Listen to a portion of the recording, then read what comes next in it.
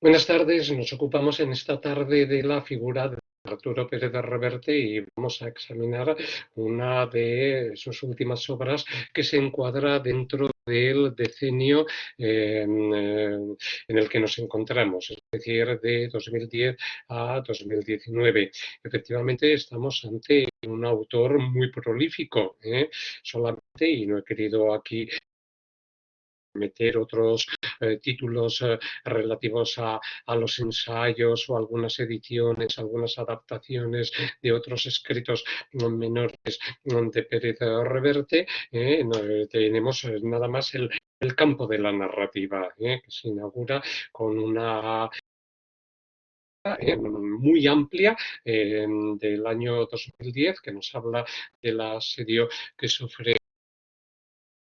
Guerra de la Independencia y que habría que unir a la novela de Trafalgar, ¿no? Y con ello pues nos iríamos al ámbito de los episodios nacionales, ¿no? Y descubriríamos ahí un vínculo de unión con la narrativa de Pérez Galdós. Tendríamos luego la novela de que nos vamos a ocupar hoy, El tango de la Guardia Vieja. Fijaros cómo va a cambiar inmediatamente de registro, y otra que indudablemente no tiene nada que ver con ninguna de estas dos. No sé si la habéis leído, el franco tirador paciente, nos habla del mundo de los grafiteros, de las jerarquías, ¿no?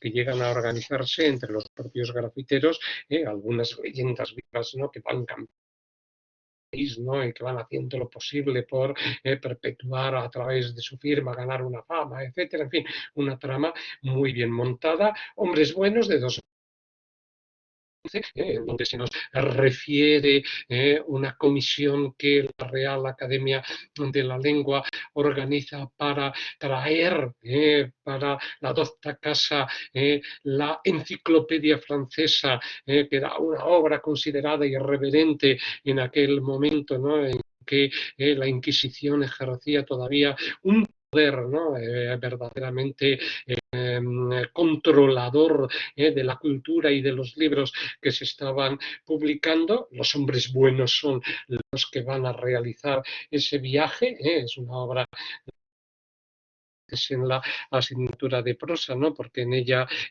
Pérez de Reverte va contando capítulos también a explicar el modo en que él ha ido escribiendo. Entonces, esa presencia de lo que sería la figura de esa condición de autoría, autor 2, sí estaréis pensando que se va entreverando a través de los capítulos. Una obra cuyo título, Los perros duros no bailan, el otro día lo puse de manifiesto, el amor que tiene Pérez de Reverte hacia la raza de los acánidos, y está construida como una novela de misterio y de intriga, pero está protagonizada por perros, perros que siendo adiestrados para luchas clandestinas. Entonces, ahí, en fin, lógicamente hay transposición, ¿no? De elementos de personajes, ¿no? De figuras humanas, de caracteres humanos, a través de estos perros. Entre ellos, bueno, pues no se ladran, se habla, ¿verdad? Pero están muy bien, ¿no? Fijados lo que serían los componentes de esa conducta de los perros, ¿no? Y un texto al que no sé si me acercaré algún día a leerlo, aunque prácticamente de la narrativa de Pérez Reverte, como veis el título, Sigi, se está refiriendo, es una recreación, ¿no? De la vida de Rodrigo Díaz de Vivar, el Cid. Me pasa un poco como con las películas, ¿no? Es decir, hay personajes, ¿no? A los que me he acercado desde mío propio, además del estudio como medievalista, ¿no? Y que no me gusta luego ver reconstruidos, ¿no? Desde otros esquemas y con otras perspectivas. Pero en fin, aquí tenéis entonces esa obra que las series de libros vendidos ha llegado a ocupar el número uno. Todo texto de Pérez Reverte mueve enseguida a los lectores más fieles, ¿no? Como ha ocurrido con los que podríamos considerar títulos menores, ¿no? Estarían dentro de la literatura más vendida la serie de Falco, Eva, Sabotaje, esta trilogía que tiene como escenario la guerra civil y tiene como escenario, bueno, pues también la construcción de un personaje que se mueve entre los dos bandos, aunque está lógicamente vinculado al bando nacionalista, al bando vencedor y actúa como espía, ¿no? Y se le encomienda pues labores muy diversas. Seguramente habréis leído, ¿no?, algunos de estos textos con mucha facilidad. No, es novela negra de carácter histórico con el tema de la guerra civil. ¿Qué más queremos, no, para garantizar una venta rápida? No decimos bestseller porque hemos prohibido los anglicismos, es decir, pero un éxito que lógicamente lo evidencia el hecho de el número de ediciones vendidas. Venga, metámonos ya en una obra que es muy amplia, muy densa, y en la que sencillamente voy a dejar planteadas cuáles son las líneas narrativas esenciales.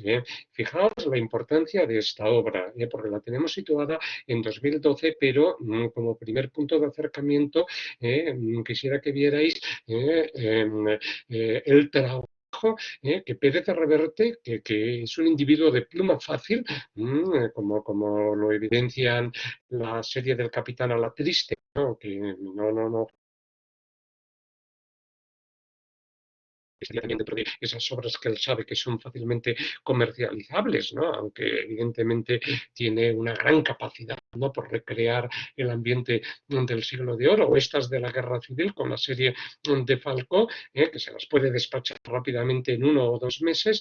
Aquí estamos ante una obra que le costó 22 años escribirla, entre 1990 y 2012. O sea, nosotros que estamos planteando el hecho de sí una voluntad de autoría precisa, que es lo que ocurre cuando nos encontramos con un caso como este, es decir, se mantiene abierto, ¿no? O esa voluntad de autoría, lógicamente, tiene que ir cambiando, tiene que ir modificándose, porque no es lo mismo empezar la obra cuando aún no tienes 40 años, que es lo que le pasa a Pérez de Reverte, que verla publicada ya cuando tienes 60 años. Evidentemente, no solo habrá habido una maduración, sino también un enfrentamiento a toda una serie de problemas sociales, humanos, vivenciales, muy profundos en este cambio de siglos que conocemos porque lo tenemos de la esquina.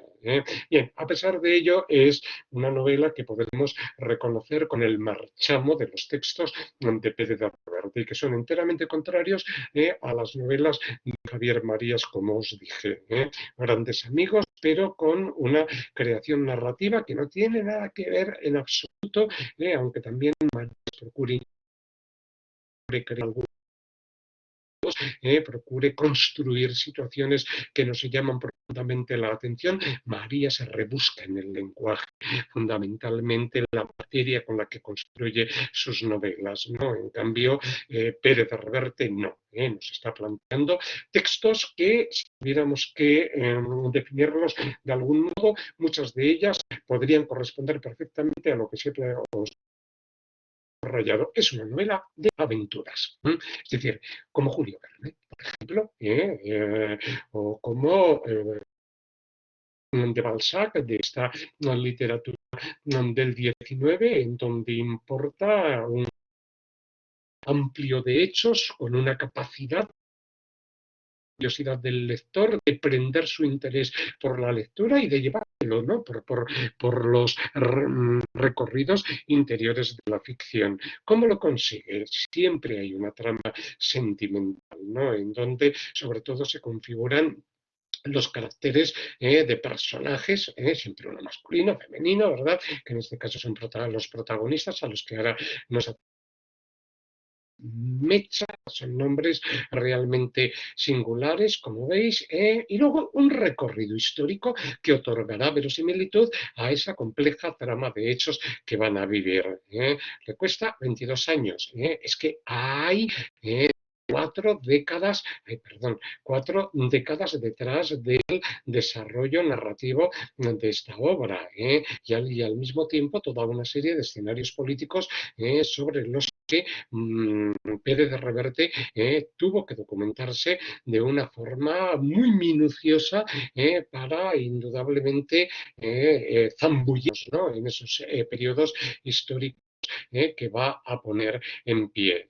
Y además aparece uno de los temas predilectos de la narrativa de Pérez de Reverte, que es el mundo del ajedrez, que yo, bueno, pues por eh, eh, eh, vicios, ¿no?, y también por estudios ajenos, ¿no?, a la literatura medieval, pues voy planteando, y esta ha sido una de las obras más sorprendentes a la hora de analizar la relación del mundo del ajedrez y de la literatura, ¿no?, porque aquí nos vamos a encontrar con un marco de hechos en donde habrá un campeonato con un título en juego, un torneo internacional en que se van a enfrentar dos grandes campeones, un joven chileno llamado Keller y un campeón soviético, Sokolov, de nuevo mundo occidental frente al mundo soviético.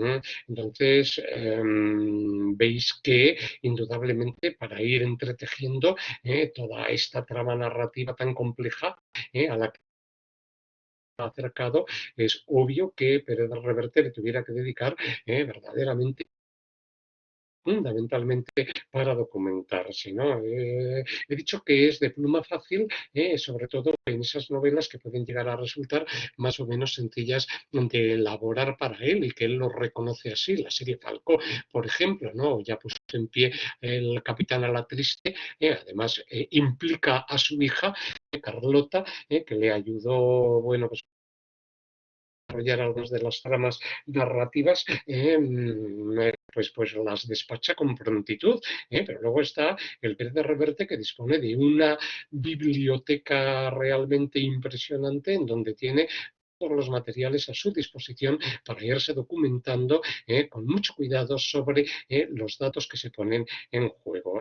Aún así, sus lectores aplican la lupa para ver si marra o no en tal o cualquier detalle, y él no duda en incluir esas breves críticas que le apuntan sobre sus novelas, ¿no? Ahora que estuve revisando su Twitter, que es donde él sitúa esos comentarios de los lectores, había algunos argentinos que le habían afeado que uno de los personajes empleara la bombilla del mate que toman los argentinos para zurcir un calcetín, ¿no? Ya le decían, mire usted que se está refiriendo a un concepto enteramente contrario, que aunque se llame bombilla no tiene nada que ver con lo que ustedes llaman bombilla. En fin, es un detalle anecdótico para que no puede estar en todo, ¿no? Y él reconoce algunos de esos errores de situación. Bueno, veamos entonces que tenemos que entrar en la novela. Os he dicho que es un recorrido histórico. La novela comienza en el año 66,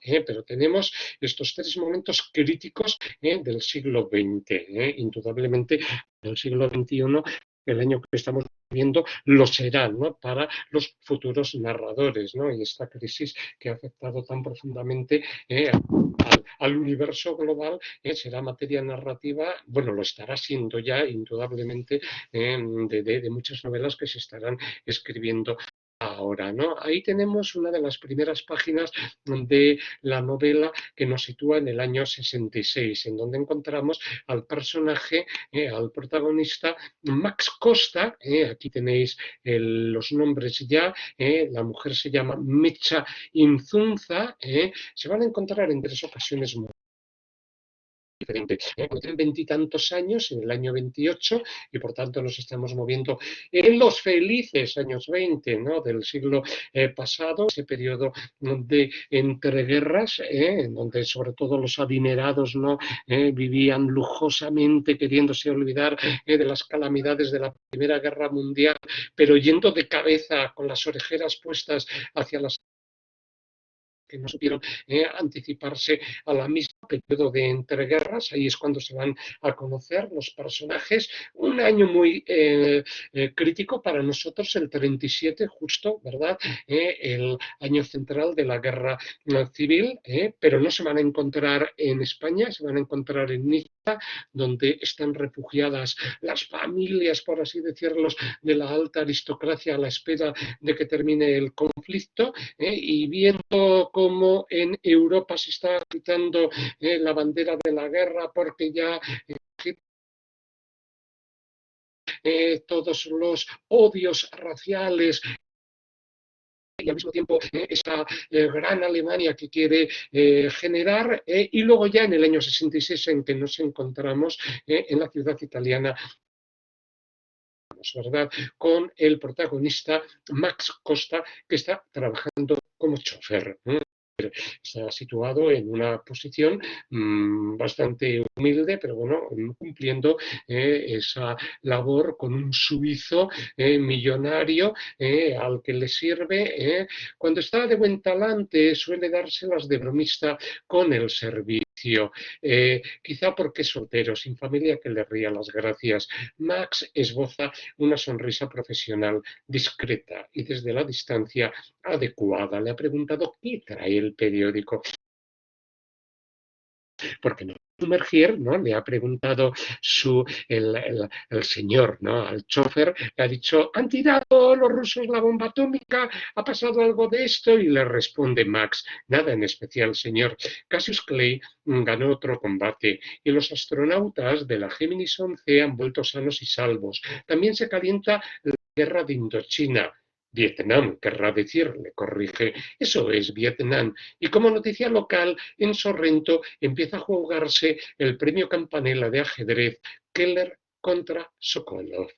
Esta partida va a cambiar la vida por completo a Max Costa, como veremos ahora enseguida. Cielo santo, dice Jugendobler, distraído y sarcástico. Lo que voy a lamentar perdérmelo. La verdad es que gente para todo, Max, y que lo diga, señor. Imagina toda la vida delante de un tablero. Así terminan estos jugadores. Al Bobby Fischer, desde luego. Y en realidad, no solo por la línea temática, sino realmente es decir, porque haya una partida en juego en donde un torneo internacional que se vaya a llevar a cabo, sino porque los personajes en algún momento determinado van a actuar como jugadores de ajedrez, ¿no? Entonces, bueno, tendréis en la memoria algunos títulos, ¿no? Como el jugador de ajedrez, publicado hace poco, sobre el que hicieron una adaptación cinematográfica que tuvo más o menos una repercusión hace un par de años, ¿no? En fin, hay relaciones que no me voy a meter ahora con ellas porque estamos ocupándonos en esta obra, ¿de acuerdo? Bueno, 3 momentos históricos, año 28, que se van a relacionar Max Costa y Menza. Tienen 20 y tantos años cuando se conocen en un crucero que los lleva desde Lisboa. Luego se pierden la vista, se reencuentran en el año 37 en Niza, entre esas grandes familias, ¿no? De apellidos ilustres que están refugiadas en esta localidad a la espera de ver, ¿no? Cuál es el rumbo que toma la guerra civil, y luego ya en Sorrento tienen ya 60 años en el curso de este torneo de ajedrez en que se van a enfrentar ese maestro Sokolov y otro jugador llamado Keller, que es un capitalista chileno y que enseguida descubriremos que es hijo de Mecha Insunza, con lo cual ya se explica, ¿no? Es decir, qué hace Max Costa en Sorrento, es el chofer de un acaudalado suizo, que hace Mecha, la madre del jugador que representa al sector occidental en este orden. Bueno, con esta trama organiza la novela, son 13 capítulos, amplios capítulos con divisiones internas que se llaman por signos tipográficos, en donde son como amplias secuencias que están dotadas de una unidad escénica, escénica y visual. Sabéis que buena parte de la narrativa de Pérez de Reverte, el mismo Capitán a la Triste, ¿no? Como sabéis, no sé qué habrá pasado con la serie Falcó, pero bueno, han tenido adaptaciones al cine que no sé qué tal habrán salido, ¿no? Vi la tabla de Flandes por el interés que tengo por el ajedrez en este sentido y me prometí no volver a ver ninguna más, por el cambio tan drástico, ¿no? que se planteaba, un cambio puramente comercial, que hundía totalmente la novela. Entonces me imagino que también Pérez de Reverte de algún modo organiza ya sus novelas en este sentido. Bueno, hay una historia de amor que va uniendo estos tres momentos temporales, como señalamos, pero hay también en esa historia de amor, evidentemente, una historia que se vive de una forma muy pasional, diríamos con una entrega absoluta por parte de los personajes, pero con una parte en la que se reserva cada uno de ellos el verdadero interés que tienen al acercarse el uno al otro. Por ejemplo, cuando se conocen, Max Costa, ¿qué hace en el barco? En ese crucero rumbo a Buenos Aires. Está trabajando como camarero y al mismo tiempo como bailarín. Como bailarín que saca a las damas de alto copete, perdón por el término, a bailar, damas ya de edad, en fin, eh, amplia. Es una suerte de gigoló a las que va a intentar seducir para instalarse, para introducirse en sus camarotes, ¿no? Y después de dejarlas adormiladas, no hace falta que diga por qué ni cómo, hurgar entre los joyeros que podría tener en el camarote y largarse con un buen botín. Es un ladrón, ¿no? Como os pongo ahí, de guante blanco. Mecha Inzunza es una joven seductora, provocadora, que no oculta que está casada con un músico. Hay un análisis muy completo de este personaje, un músico mayor, Armando de Troelle, y evidentemente es un matrimonio desigual por la edad, ¿no? Y no le importa en ningún momento que esta mujer joven pues pueda tener algo ocasionales que él también disfruta, entre comillas. Tampoco hace falta que diga cómo ahí tenéis. Pero él, el marido, quería que entablara relación con este personaje, con este bailarín hispano-argentino, por un interés que enseguida descubriremos. Y esto ocurre así en las tres ocasiones en que se encuentran.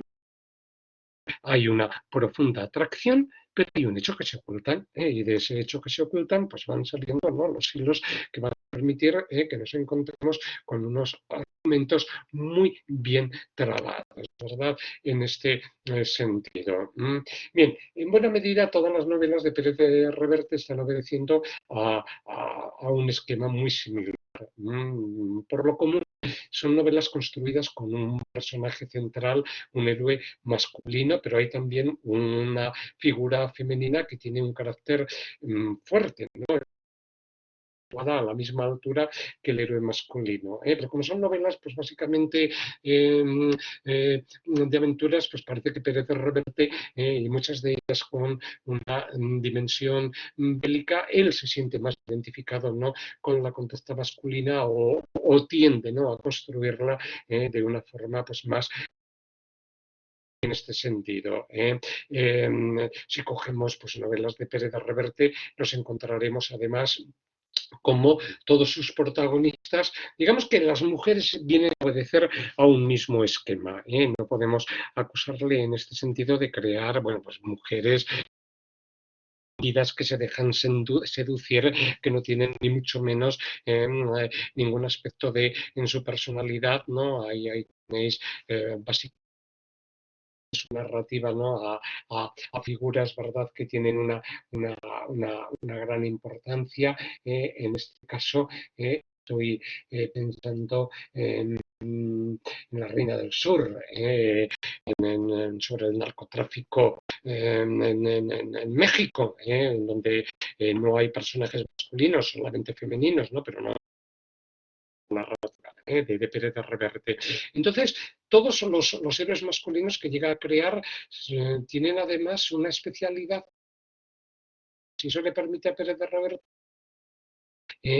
un mundo ajustado a esa dimensión profesional, ¿no? Del autor, desde que publicara El Húsar en 1986, que fue su primera obra, ¿no? Y donde ya reconstruye el campo de las guerras napoleónicas, pero por ejemplo el siguiente es el maestro de esgrima, y ahí tenemos entonces muy bien construido lo que es ese mundo de la espada, de la alta sociedad decimonónica española, de la tabla de Flandes, como hemos comentado antes, es el mundo de los ajedrecistas y, por supuesto, una de las mejores novelas de Pérez de Reverte, que es el Dumas, en donde crea perfectamente el mundo de los buscadores de libros, de la bibliofilia. En fin, podríamos poner más casos, ¿no? En este caso, un marino en la carta esférica, como os indico. O sea que siempre hay un mundo profesional que sirve de apoyo a la creación de ese personaje central. Un ladrón muy hábil, que se va a ver en la tentación por 3 veces de acercarse a esta mujer enigmática, que medio le seduce, medio se deja ser seducida por él, y que tiene un collar de perlas muy valioso, que lógicamente mueve la codicia, ¿no?, de Max, para apoderarse de él, que sería, en fin, uno de los tesoros más valiosos. Luego, además, Pérez de Reverte es un maestro a la hora de crear otros ejes menores, con referencias que nos llevan directamente a cada uno de esos mundos que está construyendo. Fijaos, por ejemplo, que en esta obra el esfuerzo tiene que ser mayor, porque estamos en los años 30, un salto hasta los años 60, en la época de la Guerra Fría. Entonces, ¿cómo nos traslada a cada uno de estos mundos narrativos? Pues a través de referencias que son las que van surgiendo de los diálogos de los personajes. La simple lectura de los titulares de un periódico ya nos ha metido de bruces en el mundo de los años 60, pero en esta obra, dejando de lado el ajedrez, que ese sería quizá el principal orden referencial, está el mundo de la música, que como podéis ver, el tango de la Guardia Vieja. Y me estáis diciendo, ¿es una novela sobre ajedrez? Bueno, ya veis que sí, porque hay un torneo en juego dentro de lo que sería este elemento, ¿no? Y solamente conozco otra novela parecida, de Fernando Arrabal, con la que ganó el premio Nadal en el año 82, me parece, La torre herida por el rayo, en donde nos habla también del campeonato mundial en juego, también entre dos competidores muy equidistantes, ¿no?, por los mundos que llevan en su cabeza. Entonces, bueno, Pérez de Reverte construye ese desarrollo, pero el de la música tiene tanta importancia como el del ajedrez. Yo creo que Pérez buscó, de alguna manera, esa trama ajedrecística para darle más valor a la musical, ¿no? De donde el tango de la Guardia Vieja. Como no me funciona, por lo visto, el otro día que os quería poner la lectura de Javier Marías del arranque de su novela, me decíais que no lo oíais, pero ponéis tango de la Guardia Vieja y lo escucharéis, ¿verdad? O sea que en este sentido hay una pieza, ¿no?, que está detrás, ¿no?, y la búsqueda de las raíces, ¿no?, del tango, ¿no? Por eso tiene que crear a un personaje argentino. Y luego está el mundo de la moda, ¿no? Ya no solamente a través de los trajes, ¿no?, descritos con una minuciosidad absoluta, sino los hoteles de lujo por los que se mueven los personajes, los coches en los que se desplazan, los salones que frecuentan, lo que leen, por así decirlo, pero bueno, lo digo, los complementos ¿verdad? Joyas, bolsos, prendedores, los alfileres de la corbata, los relojes, cómo ha procurado Pérez de Reverte. Eso lo hace también en la serie de Falcó, porque Falcó es un espía a lo James Bond, pero es un dandy que cuida, ¿no? Desde la raya de su peinado hasta la marca más lujosa de los zapatos y de los cordones, que todo tenga realmente un elemento, ¿verdad?, que contribuya a la creación de su figura. Max Costa vendría a ser un personaje creado o que sería el precedente de Falcó en este sentido. Bueno, la música, como os decía, tanto el baile como fundamentalmente el mundo del tango. Si en ese crucero Mecha Inzunza se ha acercado a Max Costa es porque lo ha pedido su marido, y ya no solamente para que disfrute de placeres que llamaríamos eh, mm, eh, placer, ya me entendéis, que él no puede darle, sino fundamentalmente porque le han, vale, Alba, bien, sí, ay por Dios, que ya soy muy mayor. Gracias. Vosotros no tenéis pelos en la lengua. Así me gusta la generación joven formada. Digo, no solamente esto, sino básicamente porque han visto que es un gran bailarín de tango, y el viaje que les lleva a Buenos Aires surge de una apuesta que de Mecha Inzunza, aquí tenéis el nombre, Armando de Troelle, había cruzado con el autor del bolero, Ravel. Se había apostado con él que sería capaz de escribir un tango que recuperara las esencias de este baile, ¿no?, de esta música en la que se mezclan culturas muy diversas, italiana, hispana, las culturas indígenas, iberoamericanas, también africanas. Es una especie, ¿no?, de baile, vendría a ser un poco como para nosotros el fandango, las soleares, en fin, todo lo que tiene que ver con esa cultura andaluza. Lorca, el romancero gitano, ¿no?, culturas milenarias, ¿no?, por llamarlas de algún modo, que fueran todavía perceptibles en estos mundos marginales que no han querido contar, ¿verdad?, eh,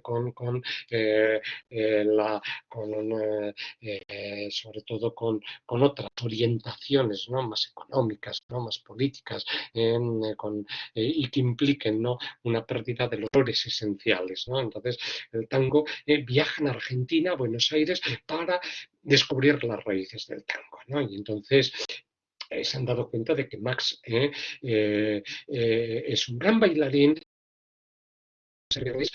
les puede llevar, ¿no?, en Buenos Aires a los lugares donde todavía se baila el tango auténtico. Ahora bien, son lugares llenos de peligro, lugares en donde bueno, básicamente, perdón, se encuentra básicamente el mundo del hampa, ¿no?, el mundo marginal, ¿no? El tango, explicó Max, era confluencia de varias cosas: tango andaluz, habanera, milonga y baile de esclavos negros. Los gauchos criollos, a medida que se acercaban con sus guitarras a las pulperías, almacenes y prostíbulos de las orillas de Buenos Aires, llegaron a la milonga, que era cantada, y por fin al tango, que empezó como milonga bailada. La música y la danza negras fueron importantes, porque en esa época las parejas bailaban no abrazadas, más sueltas que ahora, con cruzados, retrocesos y vueltas, sencillas o complicadas.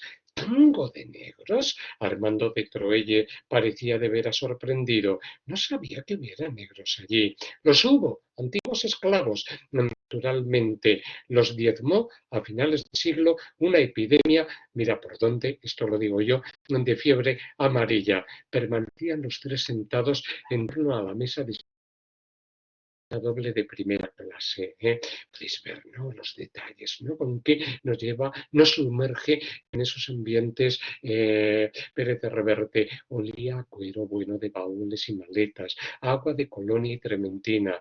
A través de una amplia ventana se veía el mar azul y apacible, etcétera. Bueno, ese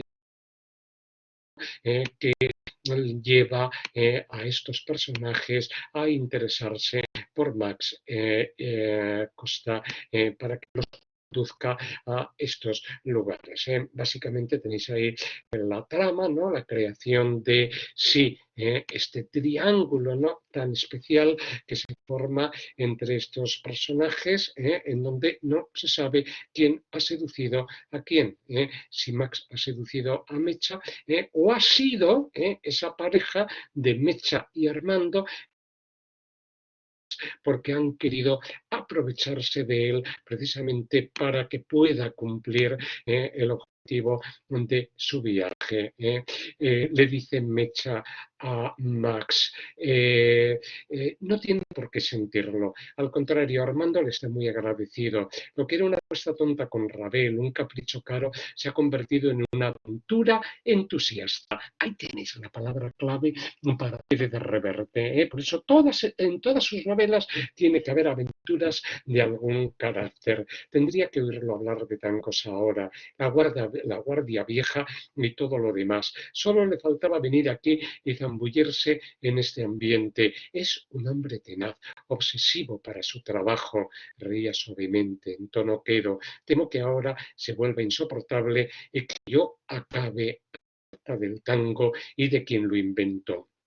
Bueno, luego le pregunta, ¿es realmente un arrabal peligroso? Porque lógicamente hay peligros, ¿no?, que superar siempre en cualquier aventura, en cualquier novela que se precien de ser de aventuras en este sentido. Bueno, digamos que tenemos tres planos temporales, 28, 37, 66, como tenéis en este sentido. En cada uno de ellos hay una situación histórica que se va a ir reconstruyendo. Además, aquí estamos a punto de que se produzca este crack que estamos nosotros viviendo. Si me decís que hay que escribirlo con K final, os diré que no, que así está en el diccionario de la Academia. Si los queréis escribir a lo inglés, tendríais que escribirlo como crash, terminado en SIH, también contemplado en la RAE, pero con cursiva, los amantes de los anglicismos.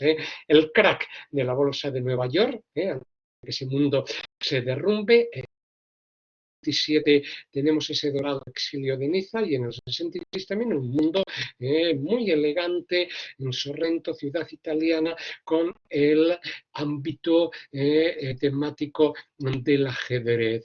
Este es el momento en que se reencuentran, Dios mío, Max. La luz de la mañana dora los hilos de Mecha Inzunza como en otro tiempo. Hay leves marcas y manchitas de vejez en su piel e infinidad de minúsculas arrugas en torno a los párpados y la boca, acentuadas ahora por una sonrisa estupefacta. Pero lo despiadado del paso del tiempo no ha logrado borrar lo demás. La forma pálida de moverse, la elegancia de maneras, las líneas prolongadas del cuello y los brazos cuya delgadez acentúa la edad en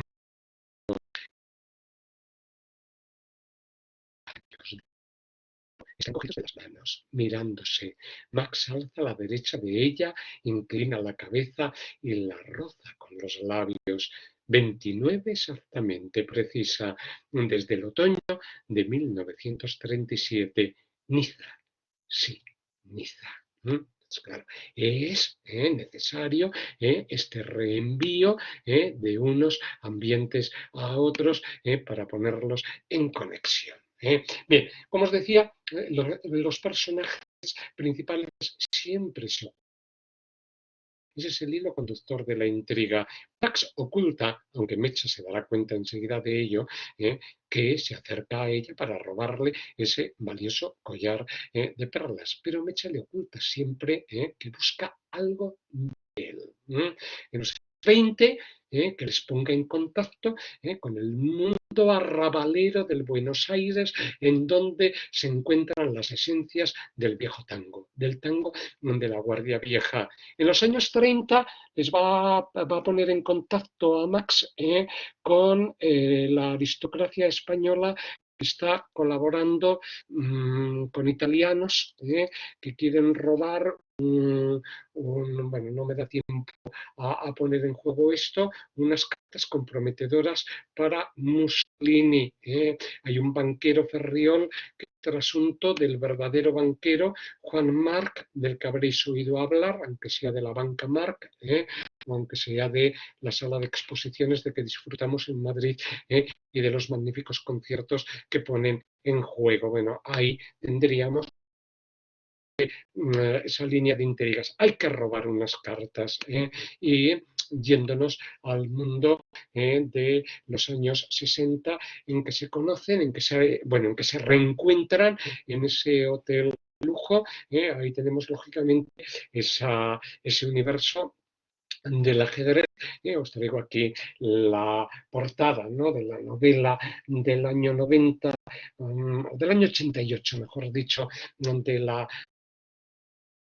en donde hay siempre, ¿no?, alusiones a un juego en el que se están cifrando las secciones complicadas de la historia y de la vida, ¿no? En la novela de la que nos estamos ocupando, en un momento determinado, hay una frase en que se define el ajedrez, en donde dicen, claro, esto es el ajedrez, el arte de la mentira, del asesinato y de la guerra. Y como podéis ver, hay una serie, ¿no?, de posibilidades para construir la trama narrativa realmente magnífica. ¿Qué es lo que va a querer ahora Mecha de Max en este sentido? Pero porque entre también una partida de ajedrez. Y además hay frases, ¿no?, que colocan muy bien Pérez de Reverte para que nos demos cuenta de qué movimientos hacen, ¿no?, de qué trampas se tienden, de qué figuras están sacrificando en ese juego velado que disputan entre ellos. Su hijo, un personaje dotado, muy joven, 29 años, lo habéis oído antes, para el ajedrez, le explica bueno, pues cuáles son el mundo, ¿no? Lleva consigo, a ver, perdón que os pase un poco esto, estos elementos para que lo vayáis viendo. Lo que le interesaba a Pérez Reverte era el entorno de estos grandes ajedrecistas.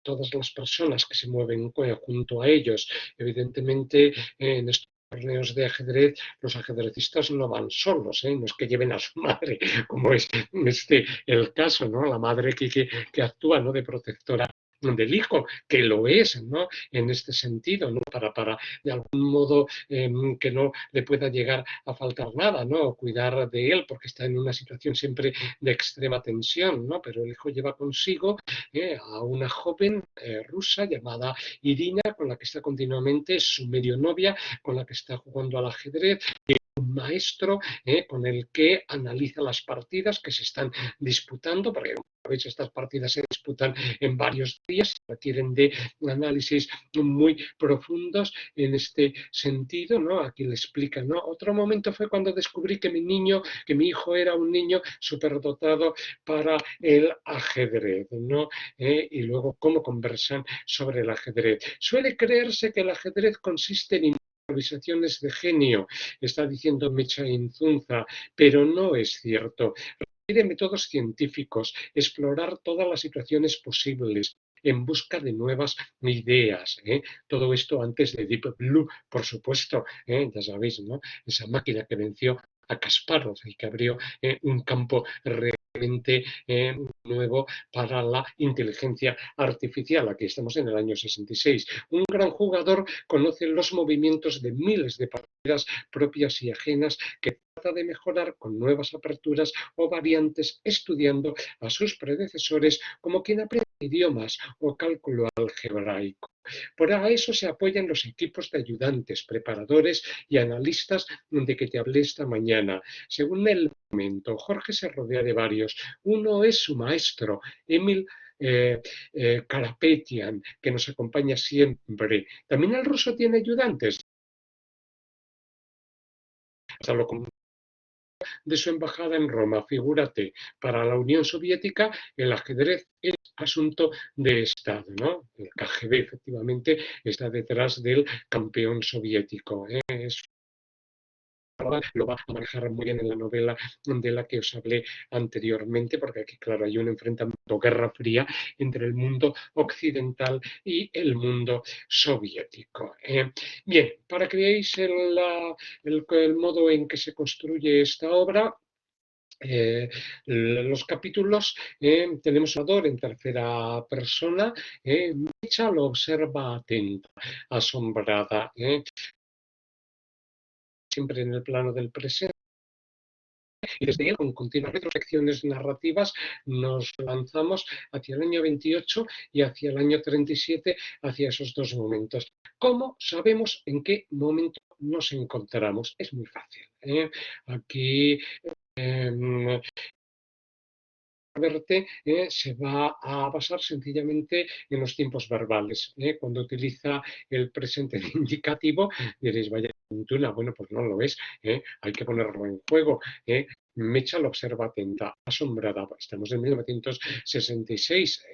En cambio, cuando vemos que lo que se está contando está utilizando el definido, es que estamos en cada uno de esos dos momentos, en el momento del tango o en el momento de las cartas comprometedoras para Mussolini.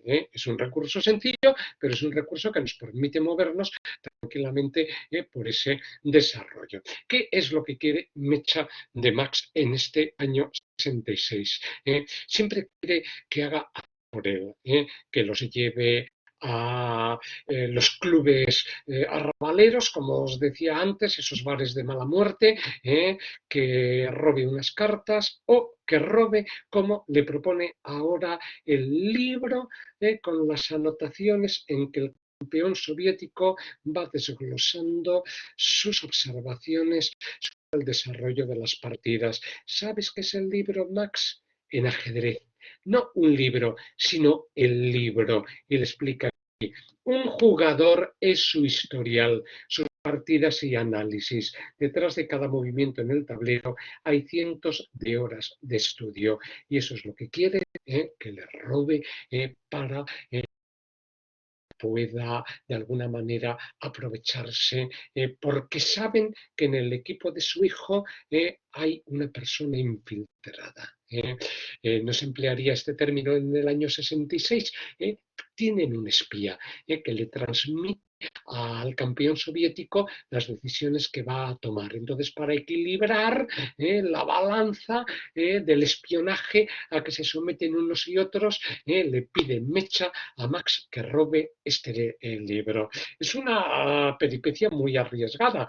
Pensad que tiene, creo que me lo habré saltado, porque no he estado leyendo todo, pero en un momento determinado Mecha le dice a Max, ¿sabes que tienes la edad que coincide con el número de escaques de las partidas de del tablero de ajedrez? Efectivamente. Y entonces aquí se nos cuenta cómo este aventurero sesentón ya se ve obligado a llevar a cabo una aventura de cierto riesgo, descolgándose por los balcones hasta que logra entrar en las habitaciones privadas del campeón. Lo tiene. Ha sido tan fácil encontrar los partidos, los cuadernos de partidas de Mikhail Sokolov, que por un momento Max llegó a dudar de que fueran realmente lo que buscaba. Pero no le va a ser fácil salir. No digo más, porque espero que si no habéis leído esta obra, el interés por acercarse, para que os acerquéis a la misma. En fin, avanzamos un poco más. Ved cómo sentimental. Hay luego, por otra parte, ese descubrimiento de los motivos ocultos que cada uno de los personajes van teniendo en juego. Yo te quiero robar el collar, yo quiero que me robes o que me lleves a tal o a este lugar, pero a pesar de ello, indudablemente la atracción entre los personajes, ¿verdad? Existe. Me proponía robarte el collar, dice tras un silencio, solo eso, seducirte por tercera vez, de algún modo. Noche que volvimos de la boca, Mecha se queda callada un momento. Ese collar, estamos en la página 481, casi al final, pero bueno, no estoy adelantando nada, no estoy destripando nada. Ese collar ya no vale lo que cuando nos conocimos, dice al fin. Dudo que ahora obtuvieras por él ni la mitad. No se trata de eso, de que valga más o menos. Es una forma de, bueno, no sé, una forma de sentirte joven y triunfador, niega él con la cabeza en la oscuridad, de decirte que no he olvidado, que no olvidé. Otro silencio y otra pregunta, ¿por qué nunca te quedaste? Eras un sueño hecho carne, le dice. Así que sí, eran aventuras carnales. Los jóvenes, un misterio de otro mundo. Jamás imaginé que tuviera derecho. Lo tenías delante de tus estúpidos ojos. No podía verlo, era imposible. No encajaba en mi manera de mirar. Tu sable y tu caballo, ¿verdad? El mundo de Lúzar, de las guerras napoleónicas, asoma a la mente de Pérez Reverte. Bueno, vamos a irnos acercando ya hacia el final. Querría sobre todo que vierais que Pérez Reverte no es un escritor de libros de fácil venta, de libros comerciales llamados, entre comillas, bestsellers, ni muchísimo menos cuidado que tiene tanto en el trazado de los personajes como fundamentalmente en los ambientes. Los cuida al máximo, en los retratos psicológicos de los personajes, en los sucesos con los que va anudando intrigas muy atractivas, en ese juego de máscaras personajes viven, ¿no? Ocultando, ¿no? Sus verdaderas intenciones, los motivos, ¿no? Por los que se acercan a otras figuras y que los comprometen como tales. Una prosa muy eficaz, prosa que no es tan rebuscada, entre comillas, como vemos cómo se nos van entrelazando frases que no sabemos nunca a dónde nos van a conducir, Pérez de Reverte nos lleva directo hacia la descripción, hacia el diálogo, hacia la caracterización de los personajes. Entonces, por esto querría sencillamente que os quedarais de Pérez de Reverte con el magisterio que tiene de construir novelas, salvo la serie La Triste y la serie Falco, que no tienen nada que ver entre sí. Están construyendo universos referenciales, mundos posibles distintos.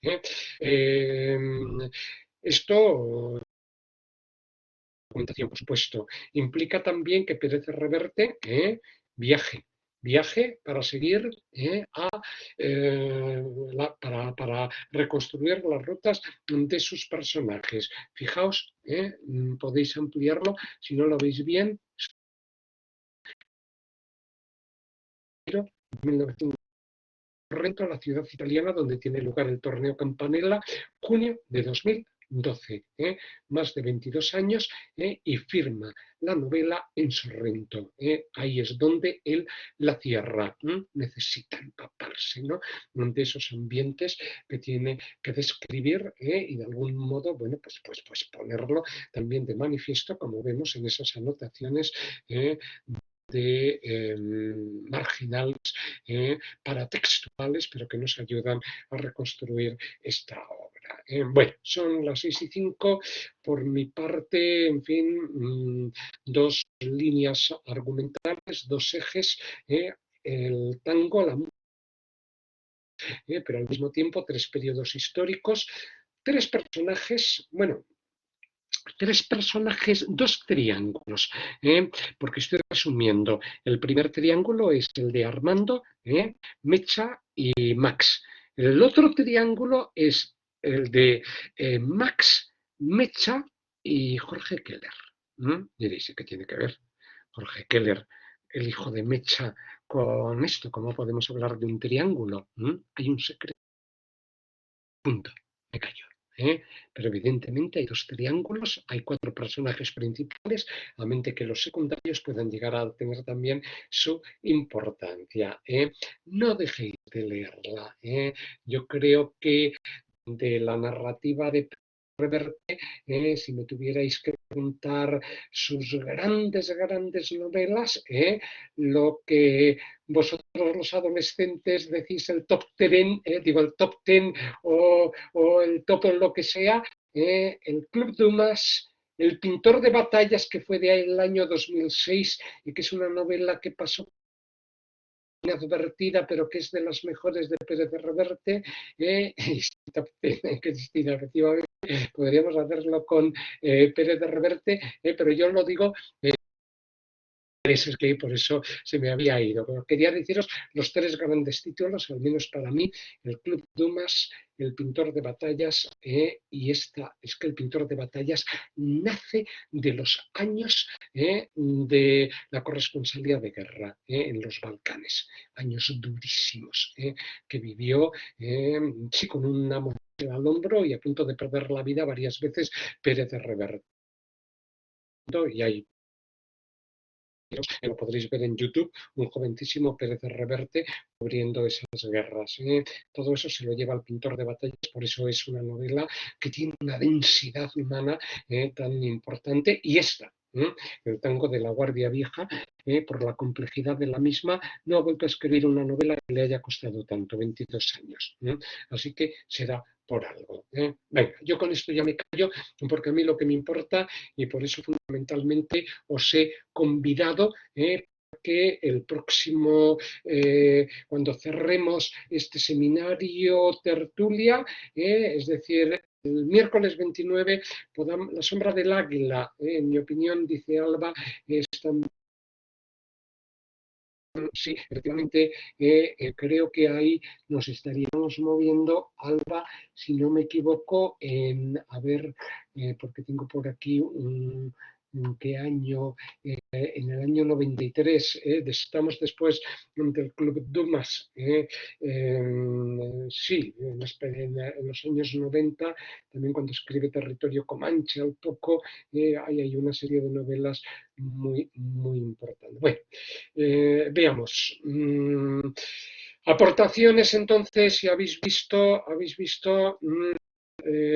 sí, un elemento visual, efectivamente, que se anuda con la pasión, con la identidad, con el ocultamiento. En la primera, el ajedrez, el símbolo de la segunda son las cartas. Es el mundo el mundo en el que los personajes están intentando mediar de alguna forma en el conflicto que se libra en la península entre los sublevados y las fuerzas de la República, y están procurando que Mussolini no envíe refuerzos y para ello necesitan esas cartas.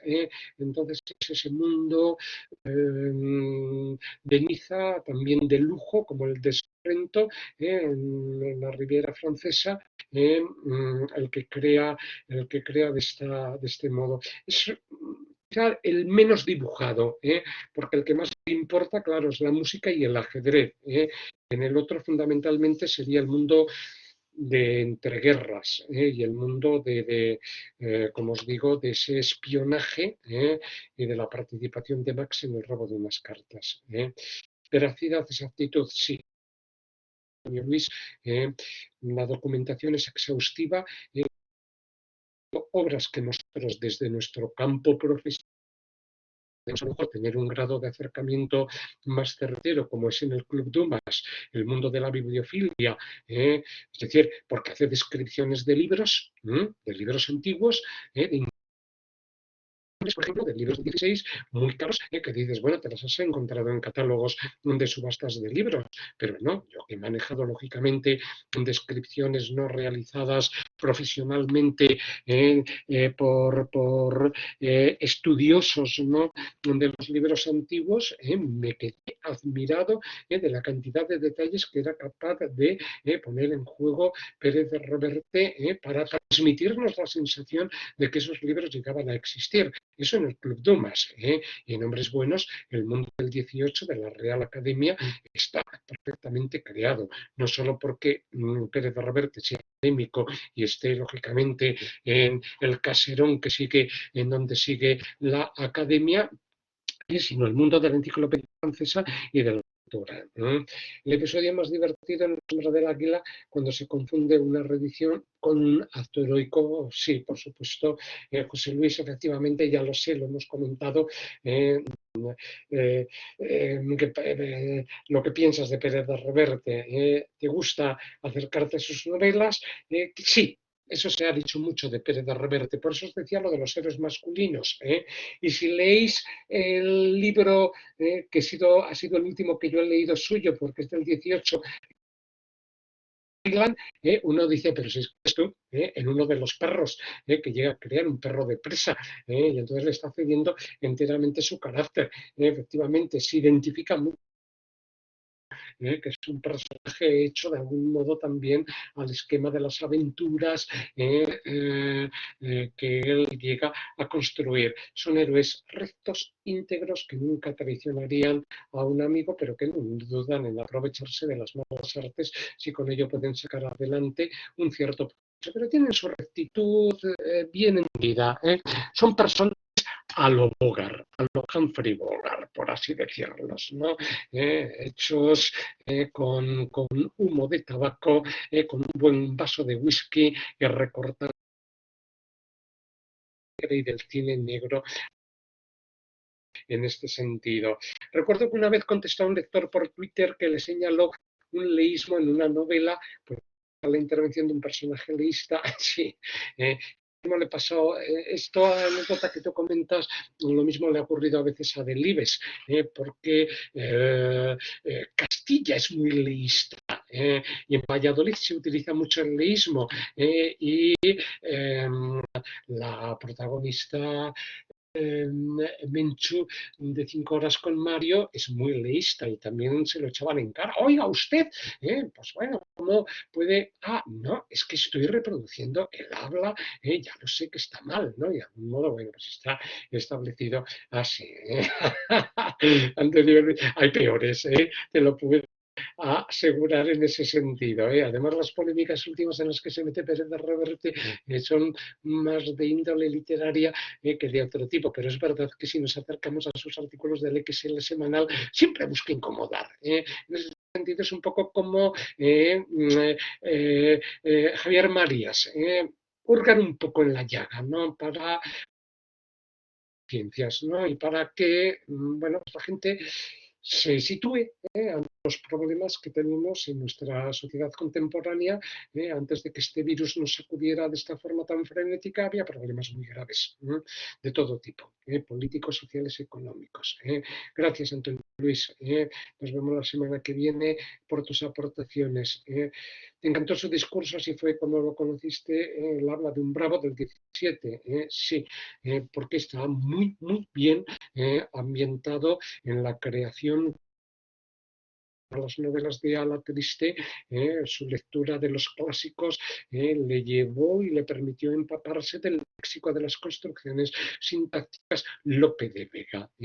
Y por eso, como os decía antes, su hija Carlota, que estaba estudiando entonces el bachillerato, le ayudó para poder construir. Oye, tú que estás leyendo a los clásicos, vamos a ver aquí en juego algunas situaciones de obras de teatro, ¿no? Bueno, también era una manera de acercarse a su hija, indudablemente. Es lo que ocurre a Isaac Rosa con la suya, con quien escribió también una novela, lo comentábamos el otro día.